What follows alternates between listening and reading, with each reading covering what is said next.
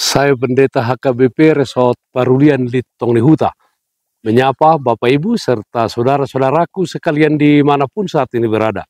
Salam sejahtera bagi kita semua. Sebelum kita mendengar dan merenungkan firman Tuhan, marilah kita berdoa.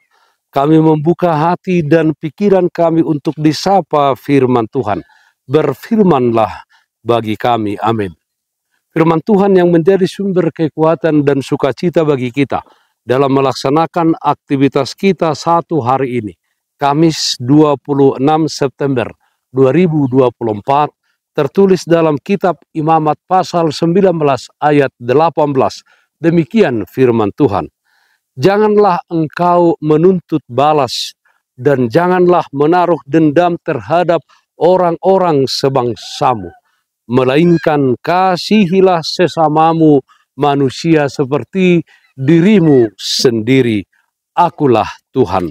Hidup mengampuni dan mengasihi.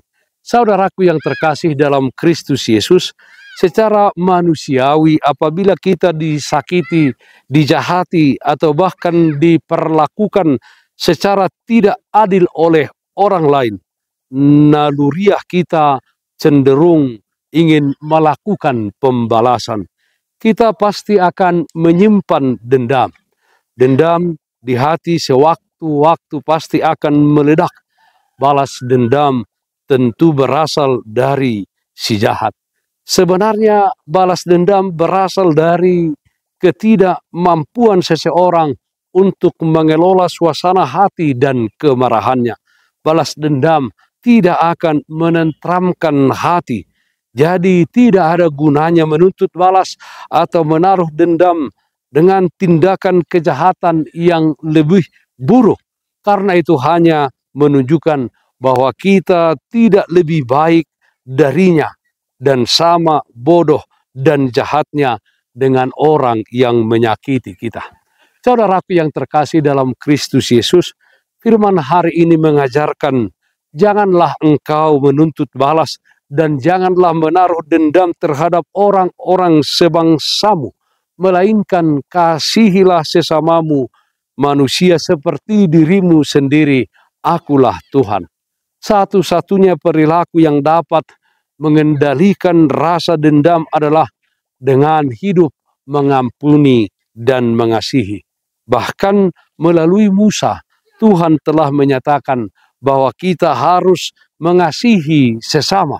Kata sesamamu mengacu kepada setiap orang yang berhubungan dengan kita, bukan sekedar orang yang tinggal di dekat rumah kita.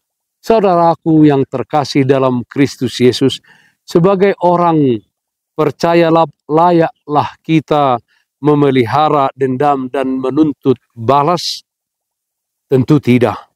Menuntut balas dan mendendam adalah pelanggaran terhadap firman dan kehendak Tuhan. Dendam berarti menyimpan akar pahit, sakit hati, dan juga kebencian terhadap orang lain. Perilaku demikian hanya akan menghancurkan kita dan menghalangi hubungan kita dengan Tuhan, termasuk menghalangi doa-doa yang kita panjatkan. Mazmur pasal 66 ayat 18 mengatakan, yaitu Raja Daud. Dia berkata, seandainya ada niat jahat dalam hatiku, tentulah Tuhan tidak mau mendengar.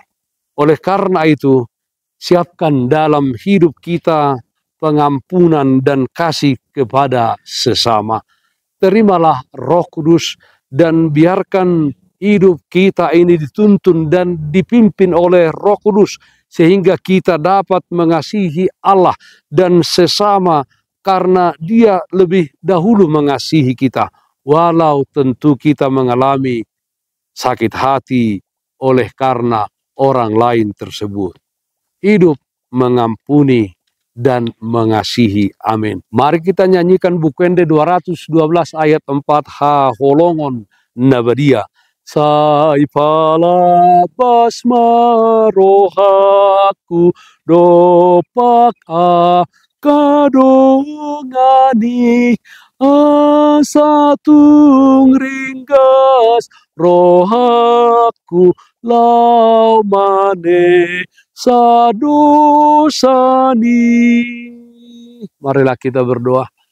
Kami puji dan muliakan nama-Mu ya Allah Bapa di dalam surga, di mana kasih setia Tuhan menyertai dan memelihara kehidupan kami. Ya Tuhan, di tengah-tengah dunia yang penuh pergumulan ini, ajar kami dengan kuat kuasa Roh Kudus-Mu untuk selalu hidup mengampuni dan mengasihi sesama kami.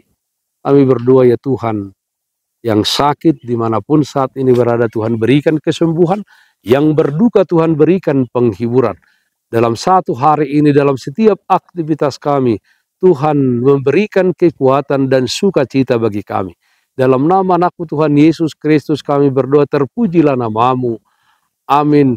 Kasih karunia Tuhan kita Yesus Kristus, kasih setia dari Allah Bapa, serta persekutuan Roh Kudus, itulah yang menyertai-Mu hari ini, kekal sampai selama-lamanya. Amin. Bapak Ibu saudara-saudaraku yang terkasih, taatlah akan protokol kesehatan. Jagalah kesehatan jasmanimu, terlebih kesehatan rohanimu. Bersihkan hatimu, cintai dan kasihilah sesamamu. Tetaplah berdoa kepada Tuhan, sumber berkat dan anugerah di dalam kehidupanmu. Salam kasih dari Tuhan Yesus Kristus untuk saudaraku semua. Salam sehat, tetap semangat. Tuhan Yesus memberkati. Shalom.